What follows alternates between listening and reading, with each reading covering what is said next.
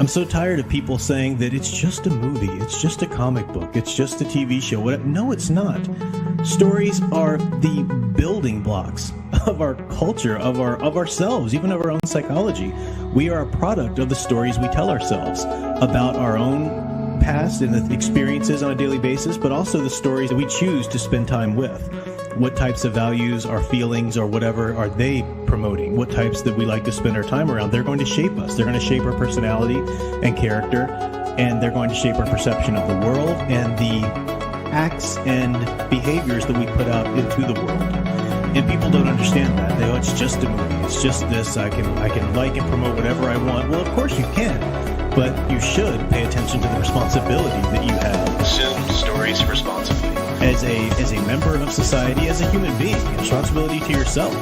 Consider the consequences. You need some balance. You need some certain criteria that is going to make sure you're promoting the right kind of works, or at least have thought through the type of work that this or that story is going to do in our culture, and then make your own decision whether or not that's something you want to support. Consume stories responsibly. Consider the consequences. Consume stories responsibly.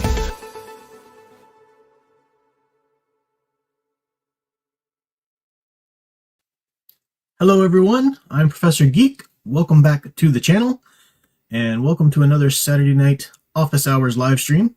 Hopefully everything's going well. Update from last week, I did find my wedding ring. I don't know if I ever showed you guys, maybe I showed you. It actually has a Superman symbol on the inside. Can you sort of see? No, I don't think you can see that. I'll get the but it's the Clark Kent ring. I think I showed you guys that from the Manly Bands, I think is where we ordered it from. But yeah, so it was exactly where I thought it would be. I just couldn't find it before last stream. But yeah, I remember I was you guys were giving me a hard time about it. Sound Engraver's gonna be mad. Sound Engraver wouldn't let me play video games at all after the stream. She just cracked the whip and said, you need to find that ring for it now. She was fine. She was good. But yeah, it was I think I must have taken it off while I was napping, because I had just washed my hands and some little moisture got underneath it, and I hate that feeling. And I think it was on the blanket, and when I took the blanket off to get up, it just like flew like under the couch or something. So but update, it's here, it's back, so we're all good. So welcome to everybody. Of course, Ghost Planet Max Inc. popped in first. I didn't know that Amazon's got James Bond now. Yeah, if it's not Amazon, it's Netflix. It's gonna ruin stuff. Imaginative Hobbyist, welcome. Enzolo, good to see you there. Private Eye in Retrospectiva. Electric Barbarella, great to see you. Final Fantasy fan, Studio Super. Stephen M, Leia Plus Size. Good Saturday evening to all, indeed. Final Fantasy fan, Ohaz, of course, my dear sweet Sound Engraver. Dr. Y Designs, good to see you there, Dr. Y. Tom Spiegel, Stunning and Brave Megatron. He says, my future wife's gonna have a Star Sapphire power ring while I rock the Green Lantern ring. Hey, that's cool. If I was a Green Lantern ring, I would like to think I'd be a Blue Lantern. But I think I would probably be best at that. But anyway. Yeah, Sound Engraver says she's not sick, and we have power, so she's definitely streaming tomorrow.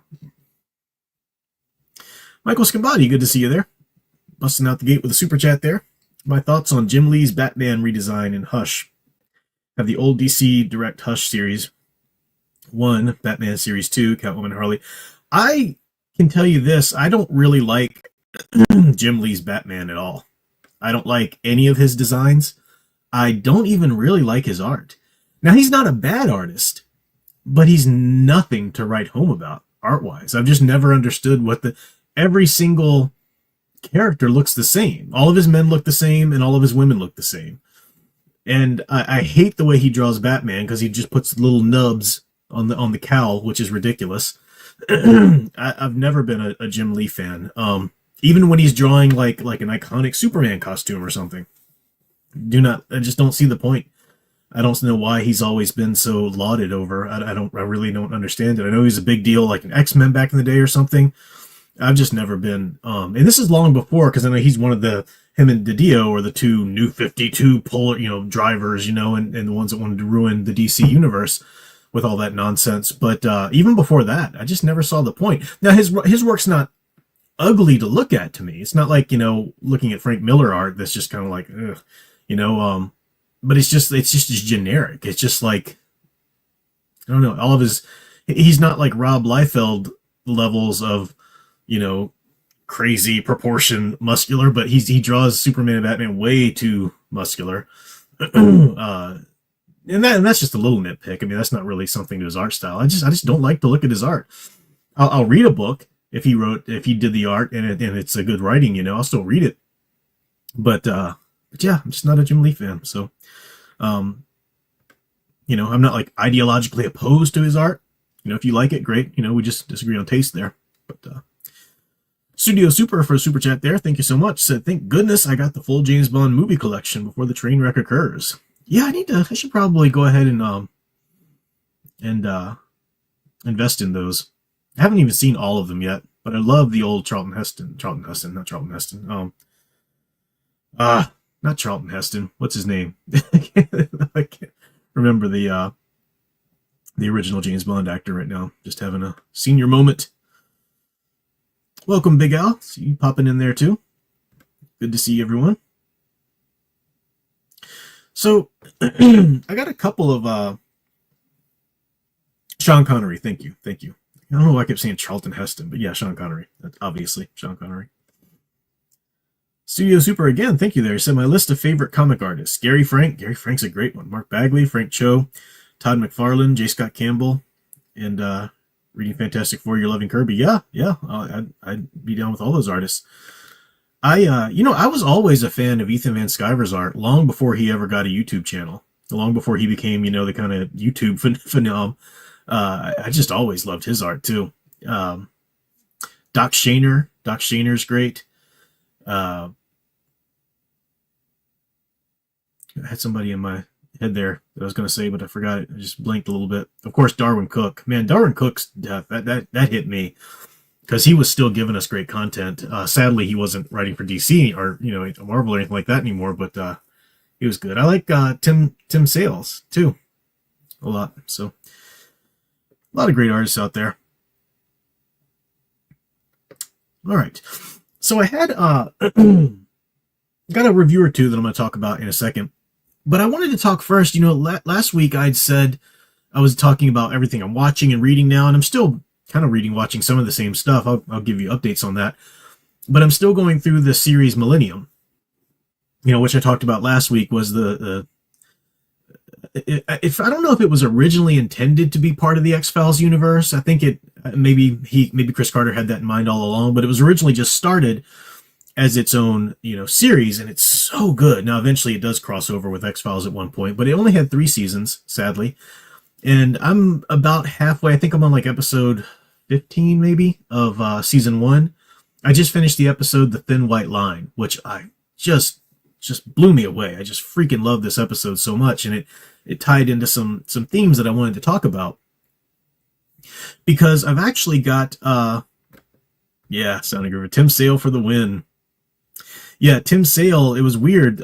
Superman Confidential, it was first called when it was first published, but they collected it into a great graphic novel called Superman Kryptonite, actually written by Darwin Cook. And for whatever reason, Darwin Cook didn't draw this one, and he got Tim Sale to draw it. It's so good. So good. I don't know if this link is going to work, but I'm going to put it out there in the chat anyway. I don't know if it'll work right now or not, but I just published tonight the first installment of Heroic Inspirations. If you remember, Heroic Inspirations was the book I published a while ago through a small publishing house company, but that small publishing house went under. They went out of business during COVID, and they just gave me the rights to the book back and said I'm free to do whatever I wanted with it. So I was thinking, I should revamp it because, I'd written some chapters in it that I wouldn't even include today.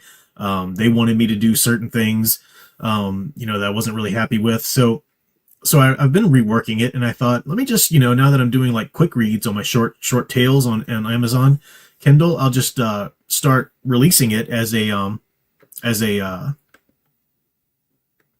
little short reads first, like a chapter at a time. So I've got here the Heroic Inspirations Part 1, the DC Trinity. And this is, of course, Superman, Batman, and Wonder Woman. And I revamped the chapter, really revised it. I got some great application questions and stuff like that at the end. And it's a short read. It's $2.99, as my other short reads are. And again, you don't have to have a Kindle, an Amazon Kindle, to be able to read this. You can read it on your computer, on your Droid, whatever. Just get the Kindle app, which is free.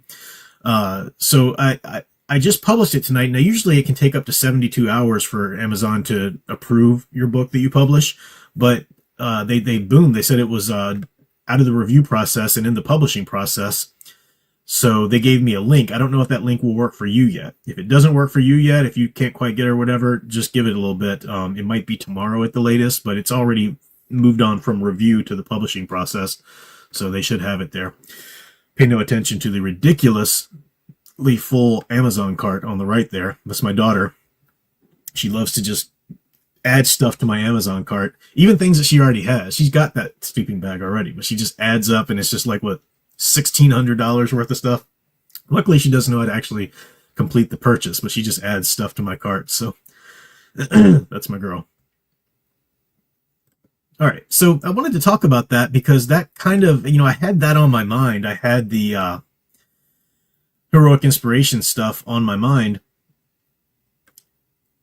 And I watched this show, this episode of Millennium. And I want to give you just a little bit of the rundown of this scene that I'm talking about. If you've never seen it, don't worry. I'll just explain what you need to know for this scene. And it really blew me away. It was so good.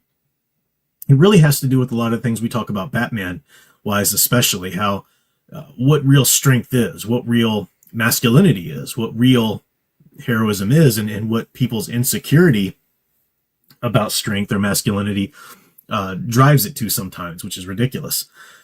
So in this episode, Frank Black is the main character, and he used to work for the FBI. Now he's a consultant for law enforcement agencies, and he's part of the Millennium Group and everything.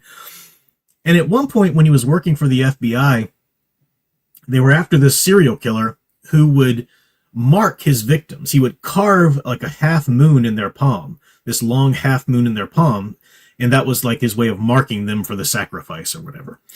And he came upon Frank Black in this raid that they were doing in this building, and he actually marked Frank Black's palm. He took his knife and carved this, big half moon thing in Frank Black's palm. Another agent was able to intercept him, though, real quick before he was able to kill Frank Black. And then it ended up, the criminal killed that agent. It was like Frank Black was standing off with the serial killer with the gun there, but the serial killer had spent all the ammunition in his gun. So Frank Black just held him at gunpoint and said, you're under arrest.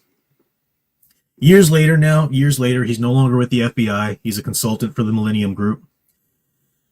And he comes across this serial killer who's using the same MO, carving that half moon into people's palms and whatnot.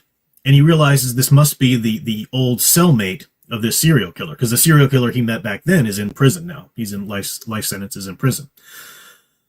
So Frank Black goes to talk to this serial killer in prison. And he's in there, and the warden's telling him, look, this is a bad idea. This man is incredibly violent. He's killed prison guards. There's no surveillance we have in this room that you want to talk with him in. We don't have surveillance set up. There's no window on the door. This is just a metal box that you want to sit here in this room with him. And Frank Black wants to talk to him because he wants to get some ideas from him that maybe can help him catch his cellmate who's out there doing these murders now. So he's doing it in order to save others. And he believes that in this interview he can get some information from the serial killer. And the warden tells him, look, it's dangerous. You're going to be in there alone with him. And when he comes in, Frank Black demands that they take his handcuffs off. So it's just Frank Black in this metal box with this incredibly dangerous, violent serial killer. And he insists upon it. And so he signs this waiver that says he's not, responsible. He understands they won't barter for his life in a hostage situation and all this stuff. And they shut the door. They give him a button, a little electric button. And he said, when you want this interview to end, push this button and a guard will come and lock the door. And that's all he's got. So he's talking to the serial killer, and he eventually gets the serial killer to open up. The serial killer doesn't recognize him at all yet. Doesn't recognize him as because it was a dark building where they met before when he was an FBI agent. And he's asking him questions about his kills and about his, trying to get information from him that might help him solve this new crime. And eventually he gets the guy talking about how he carves that half moon into people's palms and it makes them his, and it makes them his sacrifice. And Frank Black holds up his palm and shows him the scar on his palm and says, "You didn't get all of us." Shows him that and then the serial killer remembers, "You're that FBI agent. You're the guy that, I didn't get to kill." And the serial killer's eyes get really, dark. And he says, "When you push that button, it takes them 33 seconds to even open the door." He says, "Imagine what I can do to you in 33 seconds. And Frank Black, if you know Lance Henriksen's face, it's just very stoic. He pushes the button over to the serial killer. He goes, "You control when this interview ends." He says, "I could have killed you that day. You'd already taken down FBI agents. You had a gun in your hand. Nobody would have batted an eye if I'd have just killed you right then and there. But I didn't." He said, "I was afraid to come here today. But I wasn't afraid of what you would do. I was afraid of what I might do. And now I know." I watched that and I thought, wow, that is real strength. That is a real masculine hero. That is somebody 100% in control of himself, 100% tough. Like, that is tough guy right there. Tough guy isn't the Punisher, booming in and torturing somebody for daring to do this or that. No, Frank Black, that was a tough guy. And it was such a Batman moment. That was Batman. That's what Batman should be. And people can't see that today. No, he should be. And Frank Black in the series, he's always dealing with the kind of stereotypical homicide detectives, the detectives who, are assigned to homicide cases. And they're kind of stereotypical in the show, as they are in a lot of shows, where they've seen so much of this horrible stuff that they're just kind of, they're free and easy about bending the laws and bending the, criminal rights and whatever. And they just want to take this guy out. Maybe we shouldn't even try to take him alive. We should just take him out and, off the streets, which is the whole old argument. People, Batman should kill. It doesn't make any sense that he just puts him in the asylum and blah, blah, blah. And that is real strength. That is real strength. Not being so insecure that you need people to perceive you as a tough guy. That is what we see all the time in our culture today. And that is what you're hearing when people are trying to argue that Batman should kill his criminals and whatnot. It's an insecurity. Think about the very low level cultures out there. And this is nothing, this is across different races and everything, but the really low, think about gangs. Whatever race gang or mixture of race gangs or whatever. Your typical gangster,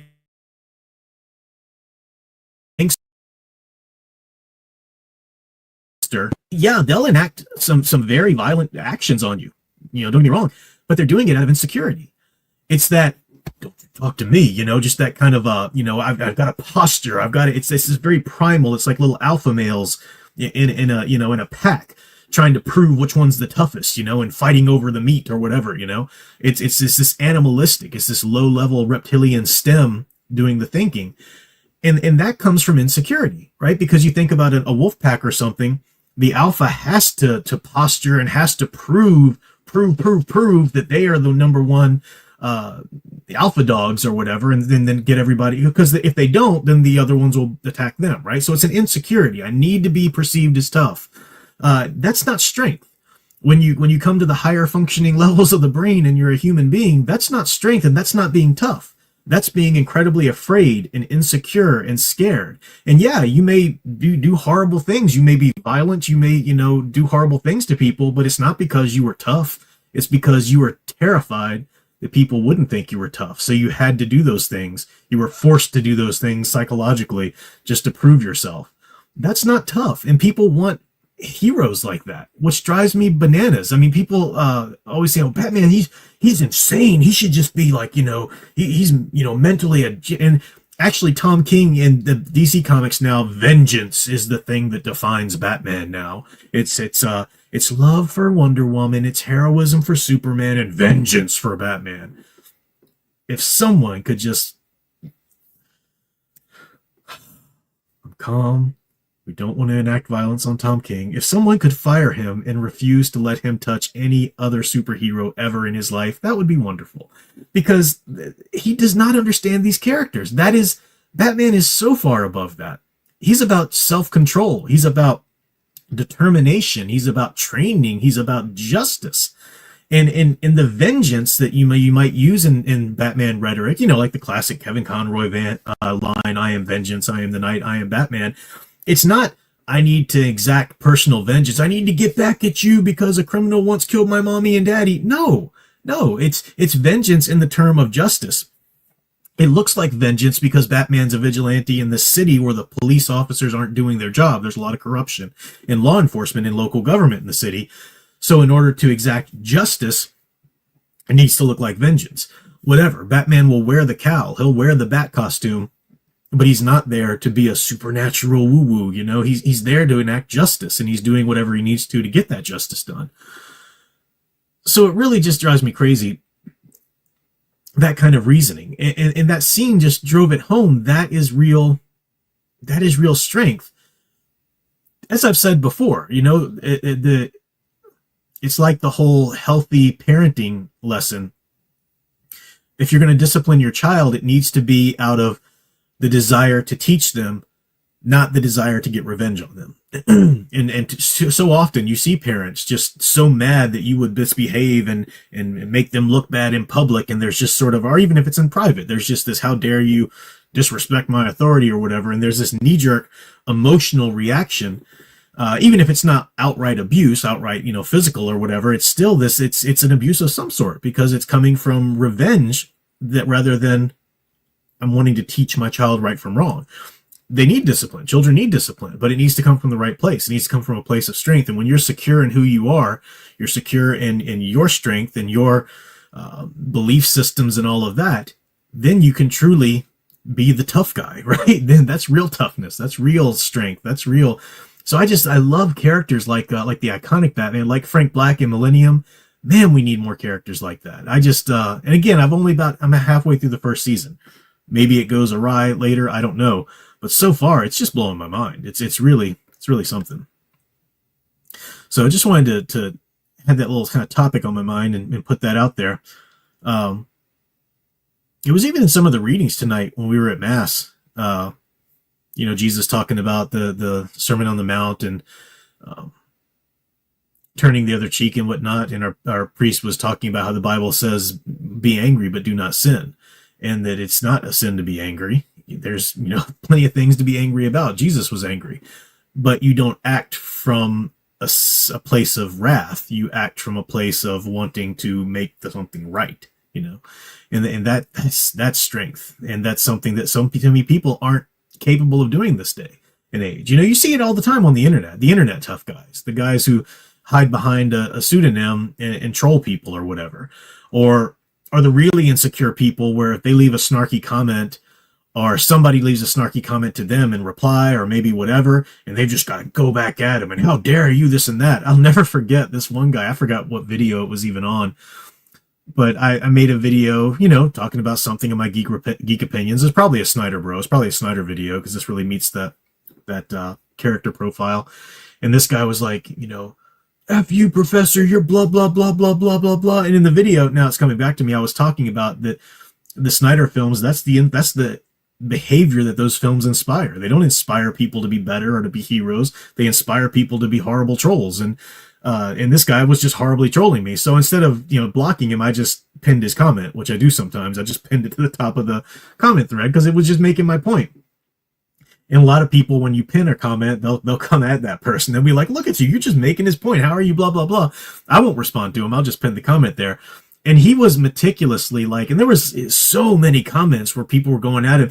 And he must have just been spending all day or every bit of his free time, because every time somebody would come back at him, he would at their name and go, so-and-so, F you, so-and-so, F you. It was just like he had to have the last laugh because he was a tough guy, and that's that kind of insecurity, which is just, it's when you see what's going on psychologically, it's pathetic. And I mean that literally. You have a certain pathos for this poor person who's so wrapped up in their own insecurities then they're so desperate for you to think they're a big boy and they're tough and everything.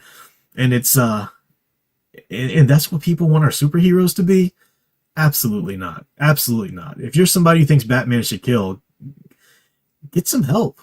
I mean, I'm not saying you're definitely on this, level or scale, but there's got to be something going on there, Anyway, got a few super chats here while I was prattling on. Studio Super, thank you so much, said, also imagine what would happen if Batman was real and did that in real life. We only wanted you to kill people. We wanted you to kill. You weren't supposed to kill him. Time to riot.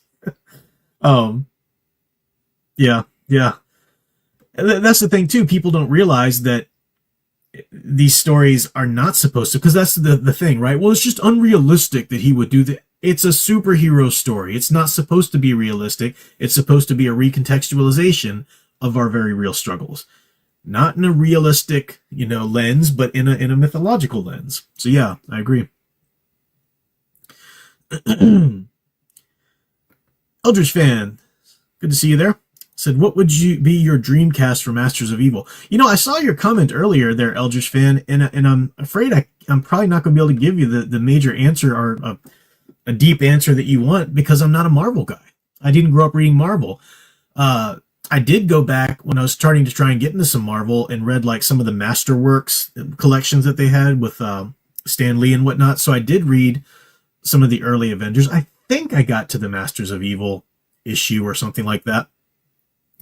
But I don't know enough about them. All I would say is the original members at this point, because I don't know enough about them. Now, if I had read enough of the Marvel comics to know how the team evolved and ebbed and flowed or whatever, then I'd be able to give you a more educated answer and be like, oh, well, clearly, this person needs to balance out that person or whatever.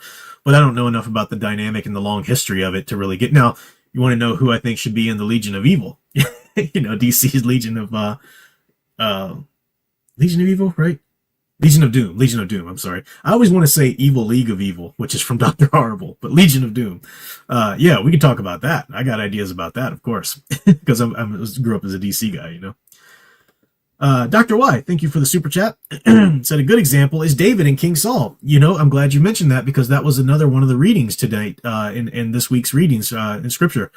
You said David had ample opportunities to kill Saul, but he refused to. Yeah, that was the Old Testament reading at Mass tonight, was from First Samuel, I think. And, David, he was a mercenary. He was driven out of Israel, and he was a mercenary for a lot of Israel's enemies, for a time, just to survive, and Saul was after him, trying to kill him, even though he knew that David was the one chosen by God to be the next king. And there's that wonderful scene in which they're hiding in a cave, and Saul's men come and camp in the same cave. And there's a moment where Saul is like asleep right there. I mean, at one point, Saul is even like relieving himself in another part of the story.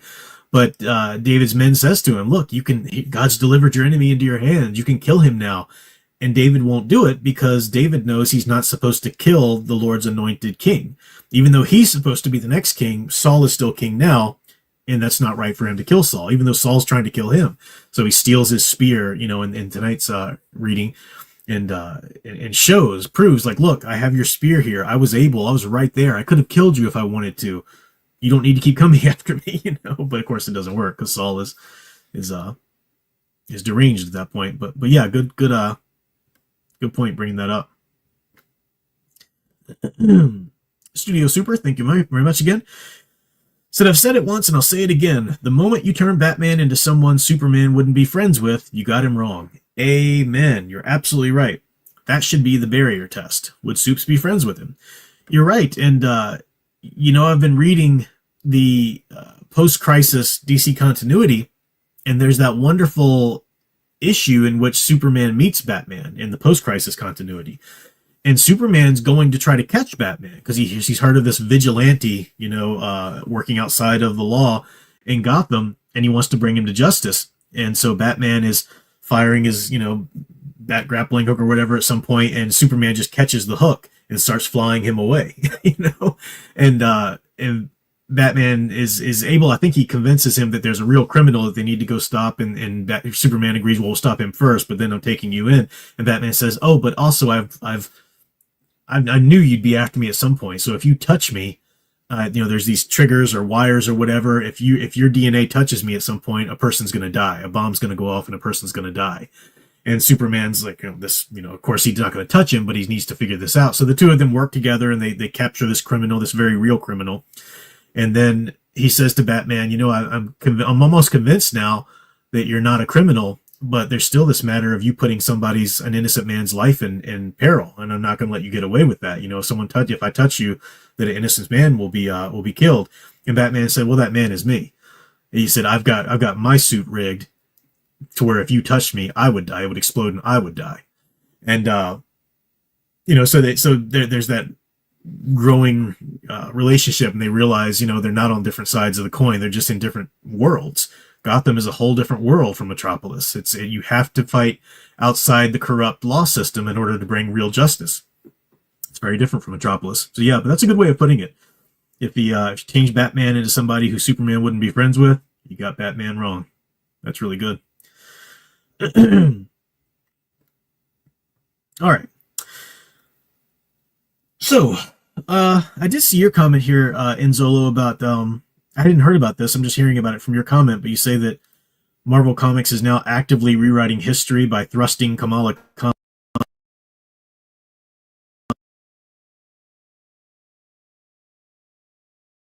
already.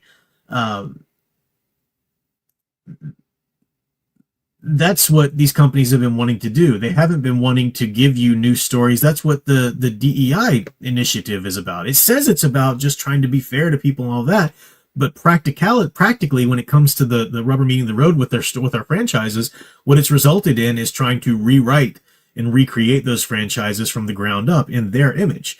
It's not about just adding in a couple new characters. It's not about just continuing to tell story. No, it's about rewriting everything from the foundation up.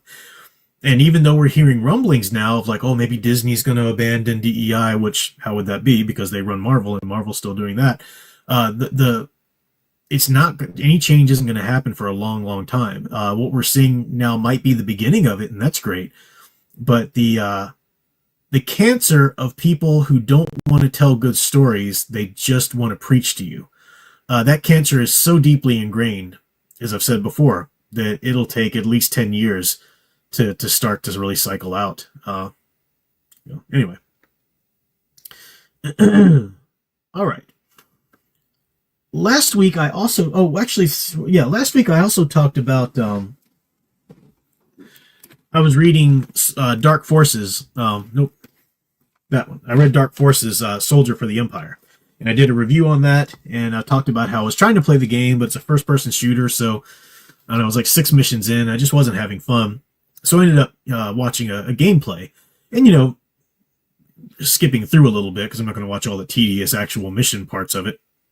But to every story, you can find videos that just have the cutscenes, but even they miss part of the story of the gameplay. So it's best to look through the gameplay because there are scenes in which they are telling you the story, like when they introduce Yun or Yoon, I forget how it's pronounced, the Dark Jedi who's apprenticed to Saris.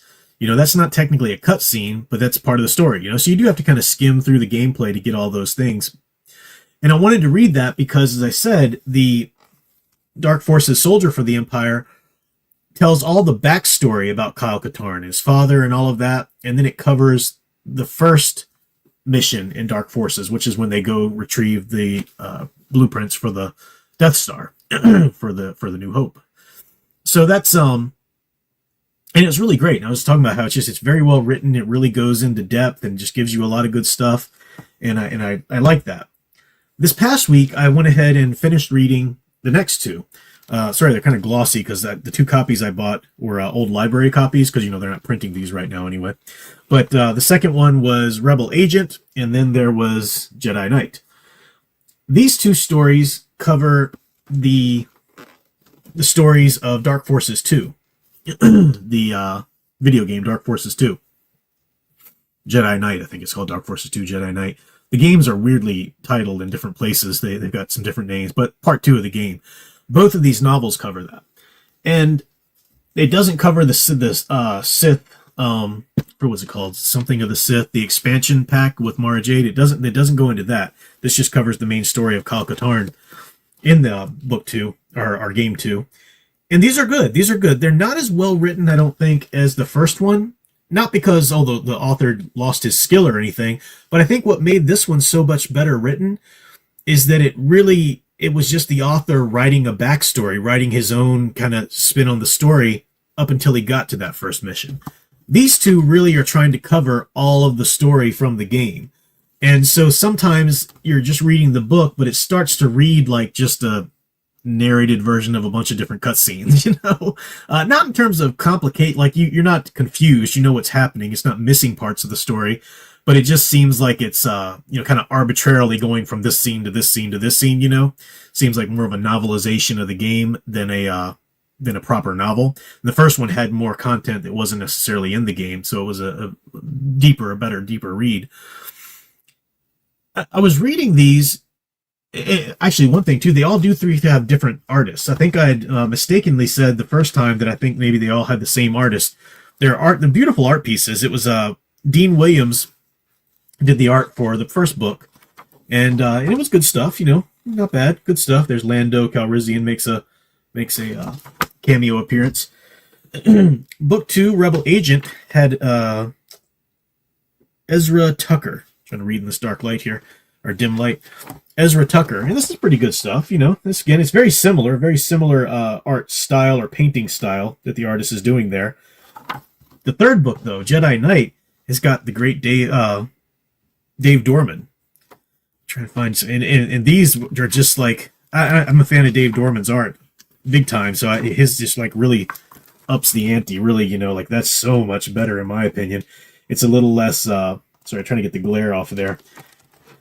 Little less stylized, and there's Saris and Jarek. What a great painting there.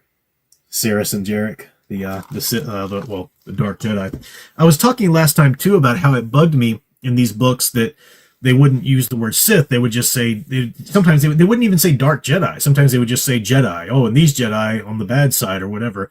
And it was really, who was it? Was it Tom Spiegel? Not Tom Spiegel. It was Samuel Proctor reminded me in a comment. I'd heard this once before. I just wasn't thinking about it. I hadn't thought about it since then, though. But Sith didn't come about, the word Sith, until I think really publicly towards like the prequels. I think it had been in one of the early drafts of the old first movies or whatever, but it really wasn't a publicly, used term in the Star Wars universe apparently until much, much later. And that's fine, but still at least say Dark Jedi. Don't just call them Jedi. They're not Jedi. They're Dark Jedi at best, So, there's that. I finally, when we were doing a book study of the Darth Bane trilogy, Big Al and I were doing a book study of the Darth Bane trilogy. And if you know the Darth Bane story, Darth Bane is there kind of pulling strings behind the scenes to get Khan to do the thought bomb, to set off the thought bomb. And when Hoth is, there, on Rusan, getting ready to attack, and there's the big army of the Sith and the Jedi and so forth. And Bane is in the background pulling these strings because Bane wants all of the Sith to be caught up, the remaining Sith anyway, to be caught up in that thought bomb so that he can be the one remaining and he can enact the rule of two and so forth. And people were saying that, that's, this is the part of the story of Kyle Katarn, but I hadn't read Kyle Katarn yet, so I was just waiting. And now reading it, it's very cool. This is the story. So if you are somebody like myself, I knew this was coming up, but I didn't really know all the ins and outs of what would happen in the story until I read this and watched the gameplay again. But the poor souls caught in the thought bomb, that horribly hellish fate that they have in the Darth Bane trilogy, they do get a reconciliation at some point. Kyle Katarn's going to be the hero of this story, and we are going to get that coming to pass here. It's a little bit, and I say this lightly because a lot of people love Kyle Katarn. I've heard people say, even within this these office hour streams, that he's their favorite, one of their favorite Jedi, and that's great. He's a really cool character. We don't get his character development as well portrayed very well. Let me just say it like that. It's not that he's a bad character. It's not that he's a Gary Stu.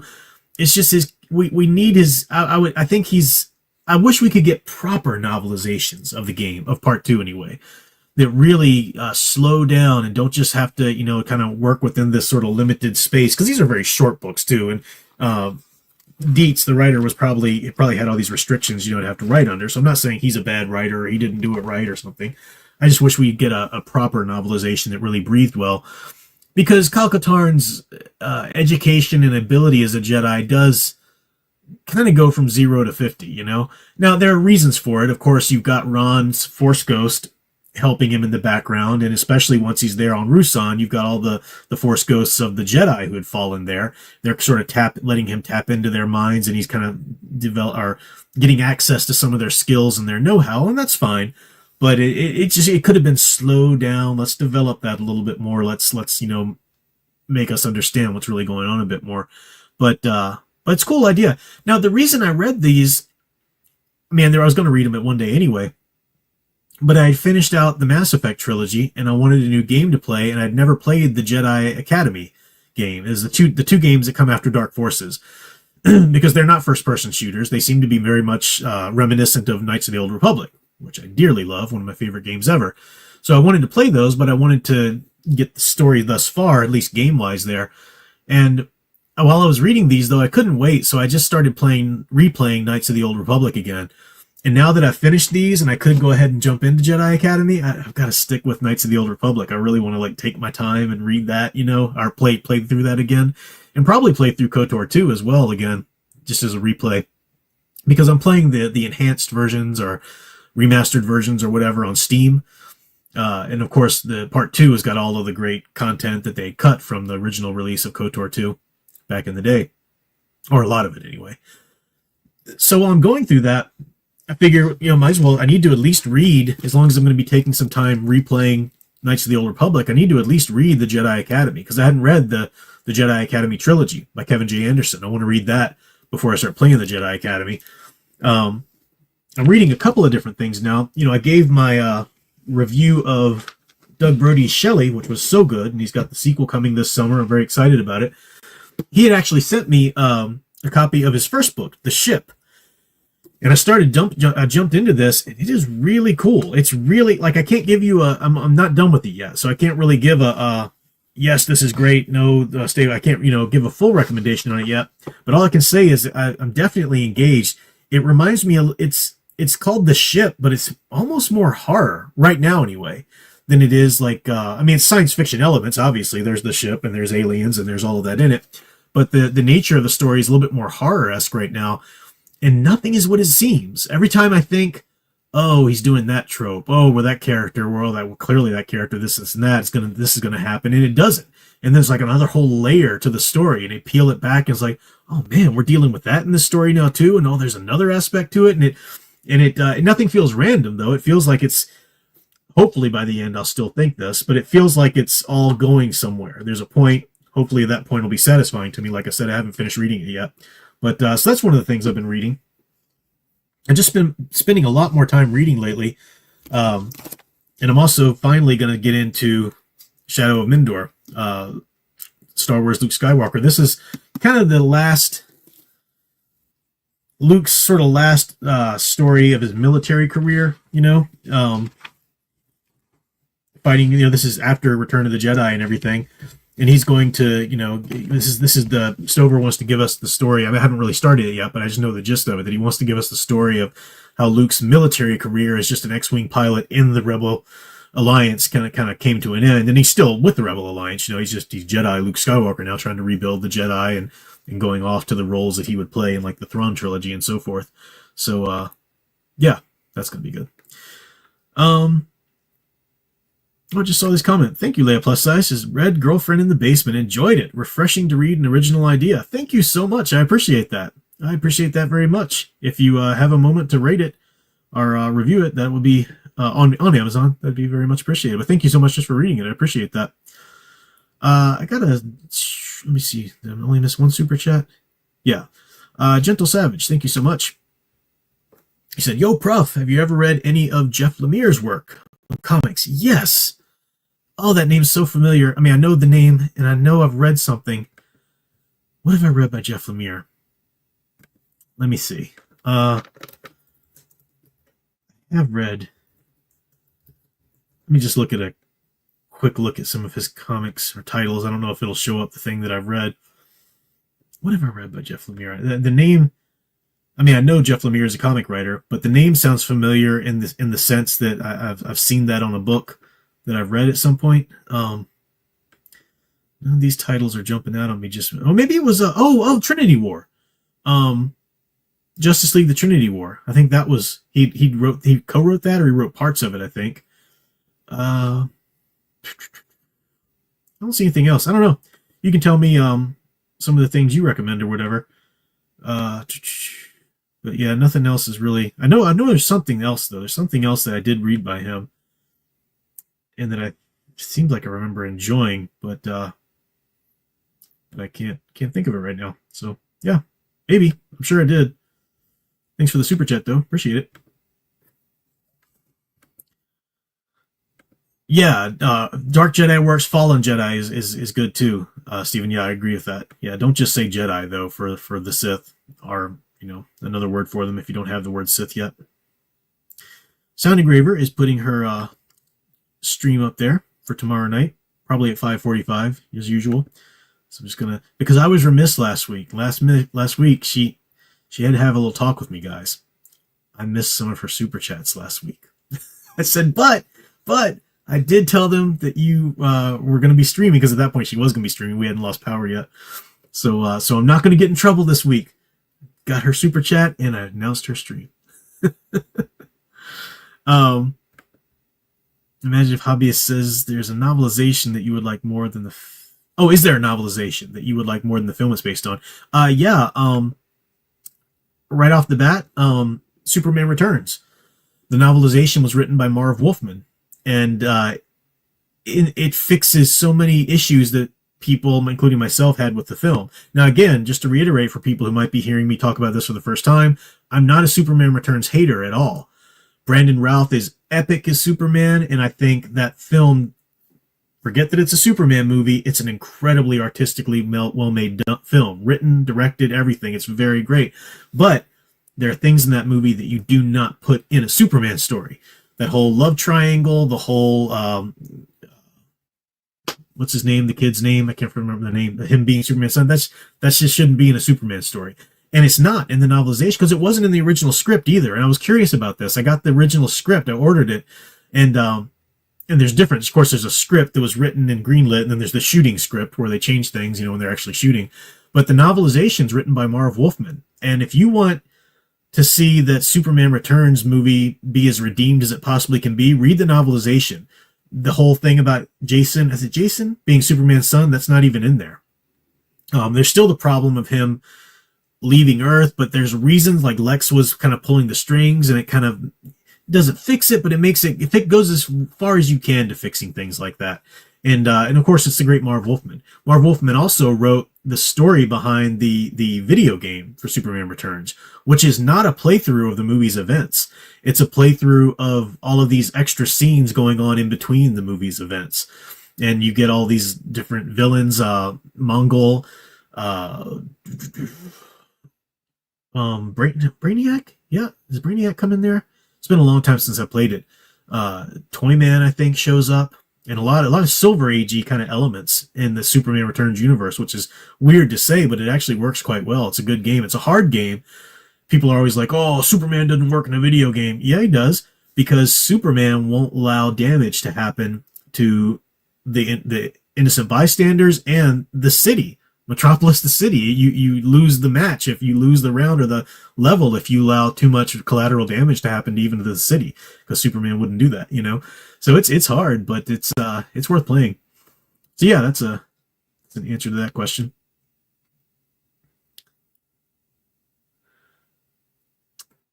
I agree, Stone Brave Megatron. Yeah, I mean, there are a lot of issues with the movie.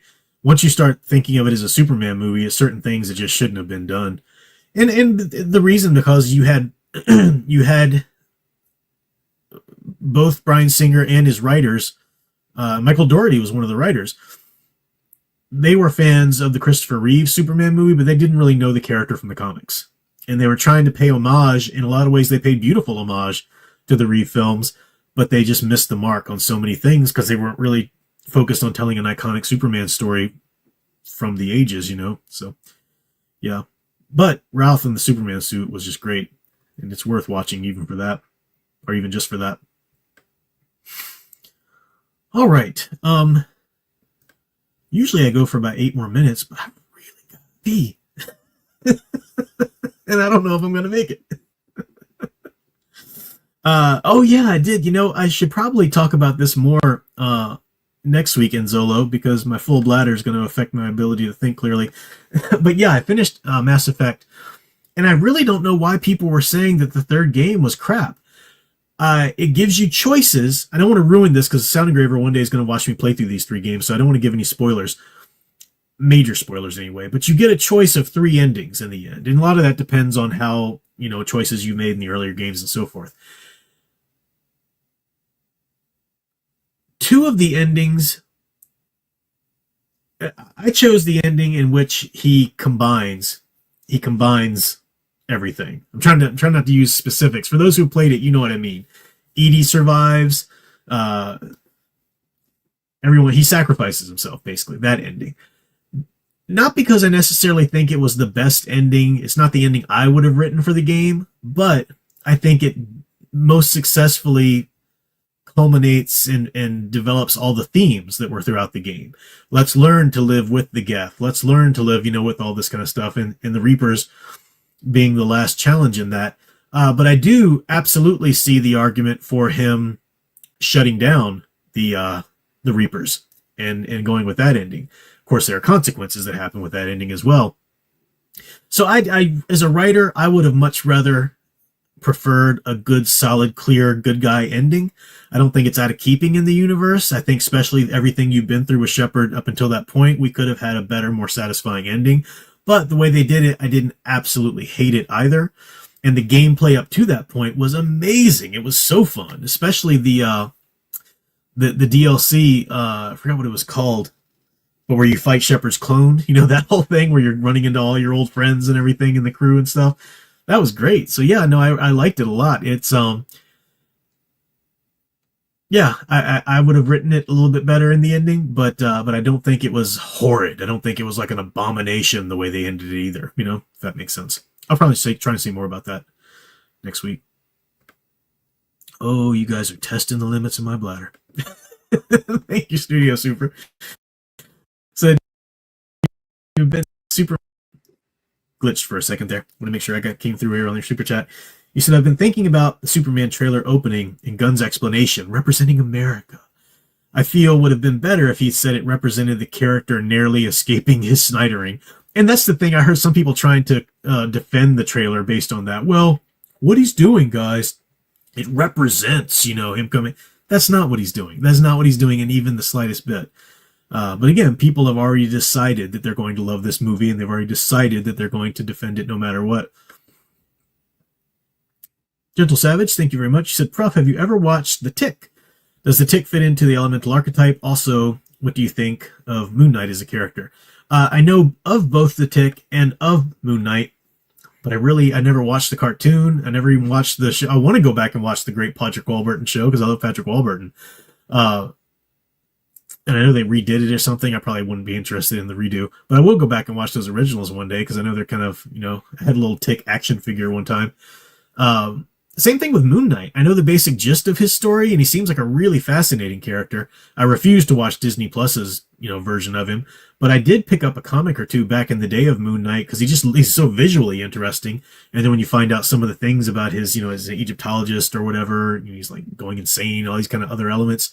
It's almost sort of like a Ghost Rider / like a Ghost Rider meets Batman kind of amalgamation or something, which looked interesting. Maybe that's wrong. Again, I'm a DC guy, not a Marvel guy, but interesting characters that I'd like to read more of. But no, I'm not really up on either of them. Alrighty, I agree, D-Man. I agree. Well, I think I'm gonna wrap up now, guys. I made it to 57 minutes anyway, right? Practically an hour. But yeah, I gotta wrap this up. Actually, Sound Engraver, I had the music going, and the stream was about to go, and she's like, "You need to use the restroom real quick before you go." I was like, "Oh no, I'm good," because I think she was showering or something like that. But I should have taken her up on that. Should have said, yep, let me go take care of that. But that's okay. Thank you, Dr. Y. Thank you oh so much. You get to come over and mop up my floor now. I had a blast with you guys tonight, as always. I'll come back next week with hopefully some more progress on maybe I'll review Ship if I finish reading it. I should finish reading Ship. It's not a long, crazy long novel. There are 2 more in this trilogy, and I want to get through them all. So maybe I'll have a review of that next week. And hopefully we'll see if I can get through Shadow of Mindor, because I know everybody talks about how this is one of their favorites and everything. And Luke Skywalker is such a big deal for me as the iconic, aspirational Luke Skywalker that I really am looking forward to digging into this as well. So you guys have a great rest of the weekend. Have a great week. Until next time, keep enjoying and digging deeper into the true blue hero stories you love. Thanks for watching.